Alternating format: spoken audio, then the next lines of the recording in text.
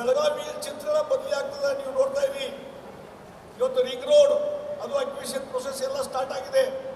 ಇನ್ನು bypass national ಹೈವೇದಿಂದ Goa ರಸ್ತೆಗೆ ಹೋಗುವಂಥದ್ದು ಬೈಪಾಸ್ 9 ಕಿಲೋಮೀಟರ್, ಅದು ಅಕ್ವಿಷನ್ ಸಮಸ್ಯೆ, ಮತ್ತೊಂದು ಸಮಸ್ಯೆ ಇತ್ತು, ಎಲ್ಲವೂ ನಿವಾರಣೆಯಾಗಿ ರಸ್ತೆ ಕಾಮಗಾರಿ ಪ್ರಾರಂಭ ಆಗಿದೆ. ರಸ್ತೆ ಕಾಮಗಾರಿ ಅದಾದರೆ ಈ ಬೆಳಗಾವಿ ನಗರದಲ್ಲಿ ಬರ್ತಕ್ಕಂಥ ಟ್ರಾಫಿಕ್ ಬಹಳಷ್ಟು ಕಡಿಮೆ ಆಗ್ತದೆ.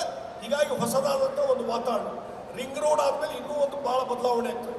ಮತ್ತು ಇದರ ಜೊತೆಗೆ ಇವತ್ತು ನಿತಿನ್ ಗಡ್ಕರಿ ಅವರು ನೇತೃತ್ವದಲ್ಲಿ, ನರೇಂದ್ರ ಮೋದಿ ಅವರ ನಾಯಕತ್ವದಲ್ಲಿ ಇಡೀ ದೇಶದಲ್ಲಿ 6 ಲೈನ್ 8 ಲೈನ್ ರಸ್ತೆಗಳ ನಿರ್ಮಾಣ ಆಗ್ತಾ ಇದ್ದಾವೆ, ಎಕ್ಸ್ಪ್ರೆಸ್ ರಸ್ತೆಗಳ ನಿರ್ಮಾಣ ಆಗ್ತಾ ಇದ್ದಾವೆ. ಬಹಳ ದೊಡ್ಡದಾದಂಥ ಬದಲಾವಣೆ.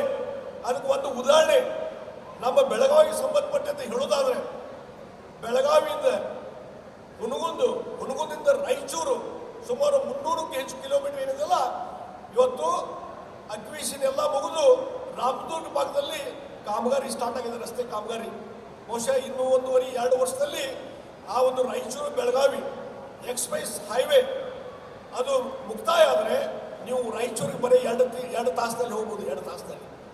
ಆವಾಗ ಬೆಳಗಾವಿ ಇನ್ನೂ ಹೆಚ್ಚು ಅದಕ್ಕೆ ಹೆಚ್ಚು ಮಹತ್ವ ಬರಲಿಕ್ಕೆ ಸಾಧ್ಯತೆ. ಮತ್ತು ಇದರ